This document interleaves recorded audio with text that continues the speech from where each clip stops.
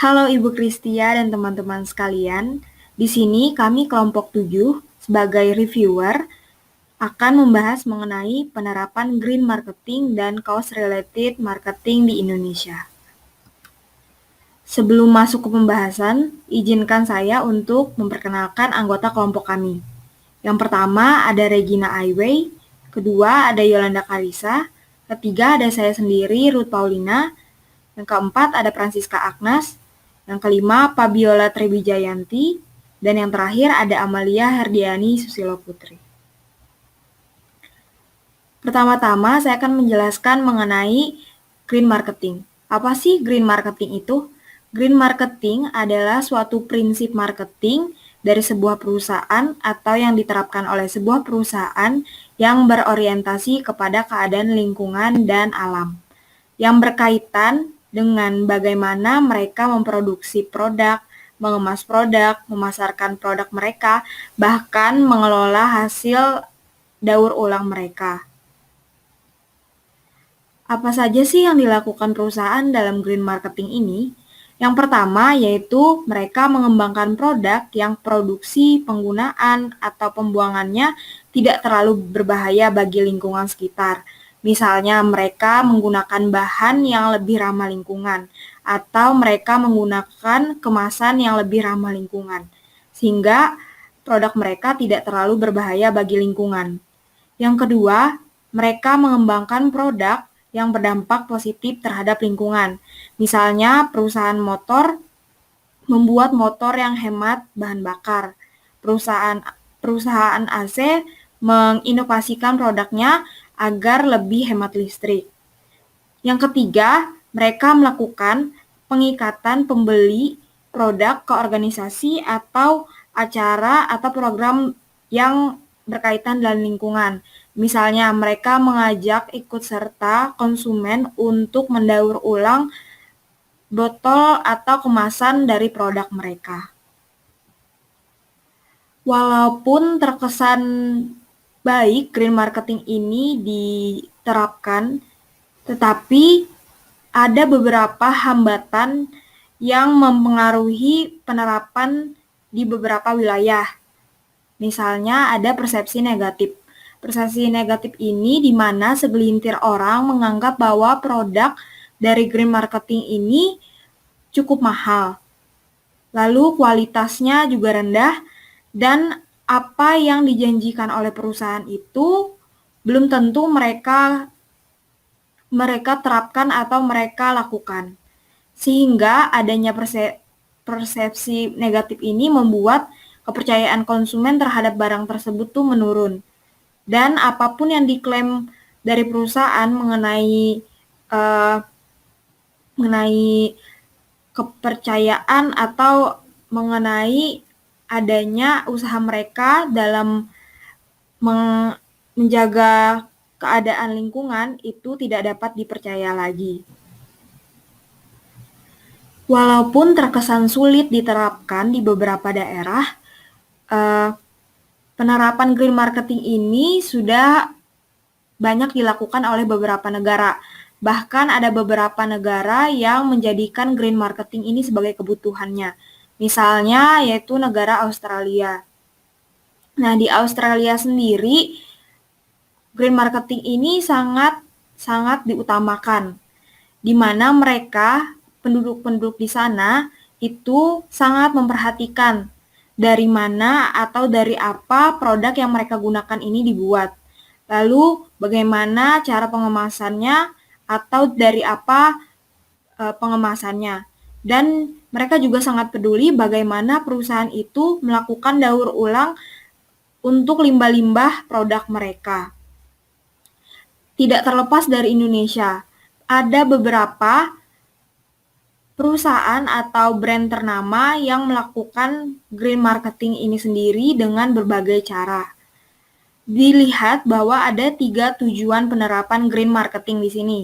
Yang pertama ada green, yang kedua ada greener, dan yang ketiga ada greenest. Green sendiri itu berarti mereka ingin memberitahu bahwa perusahaan mereka ini adalah sebuah perusahaan yang peduli akan lingkungan hidup. Yang kedua ada greener. Nah, di greener ini mereka ingin mencapai beberapa tujuan. Yang utama pastinya adalah tujuan komersial mereka, tetapi selain itu mereka juga ingin mencapai tujuan lainnya, yaitu yang berpengaruh pada lingkungan hidup. Di sini perusahaan mencoba merubah gaya konsumen dalam mengonsumsi atau memakai produk. Misalnya mereka lebih berinovasi kepada beberapa produk yang menghemat air, menghemat listrik, sehingga mengubah gaya konsumen dalam mengonsumsinya.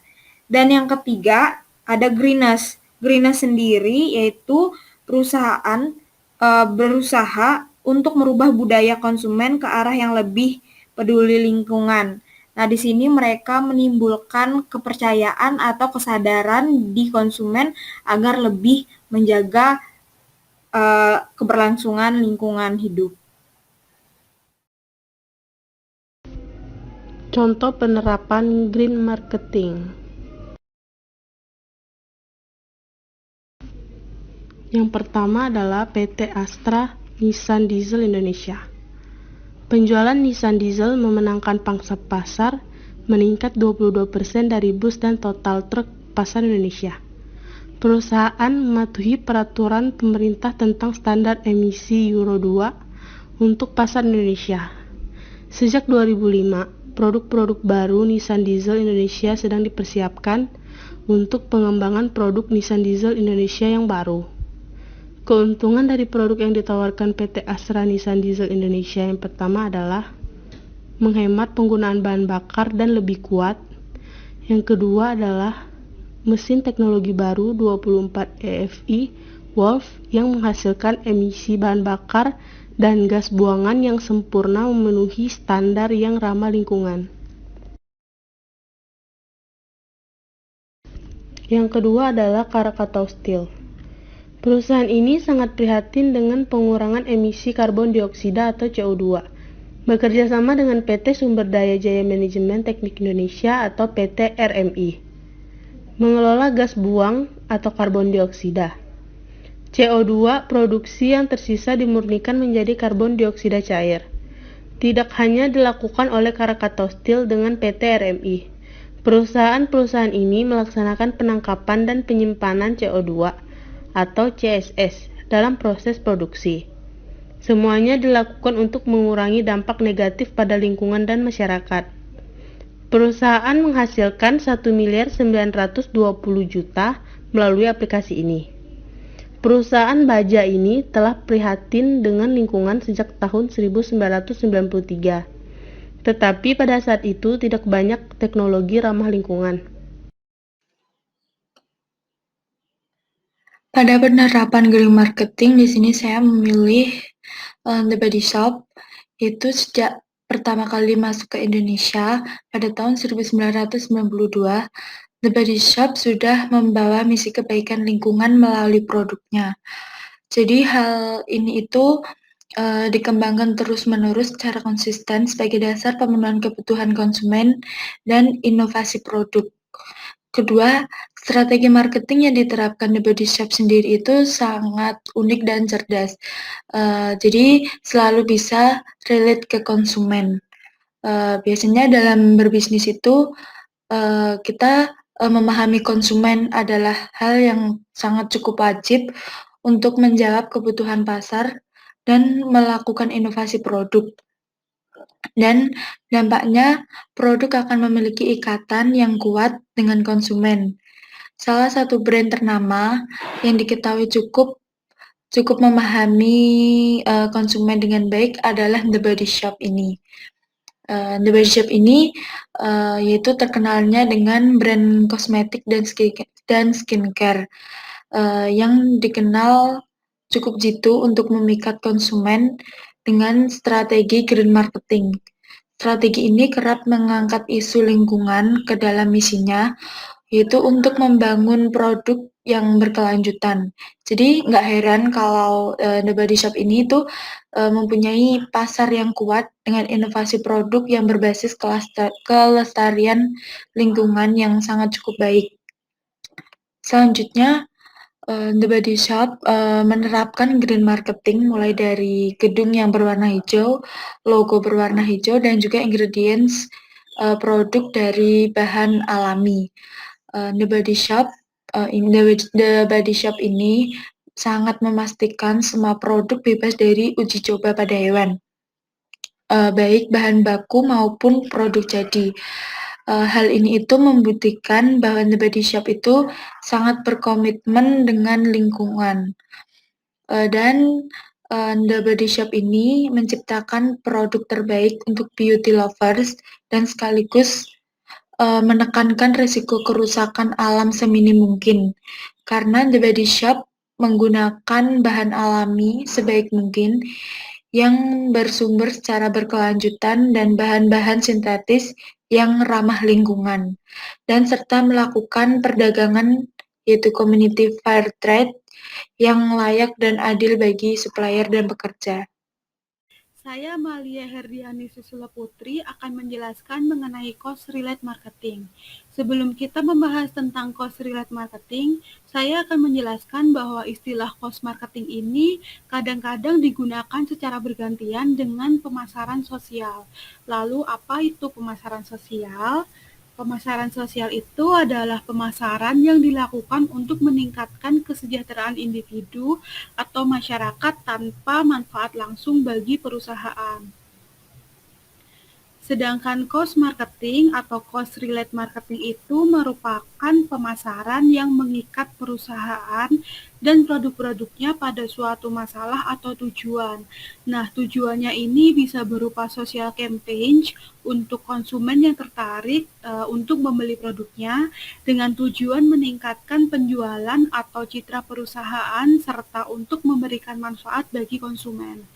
Jadi, cost relate marketing ini adalah konsep pemasaran yang menyertakan ajakan untuk konsumen berdonasi.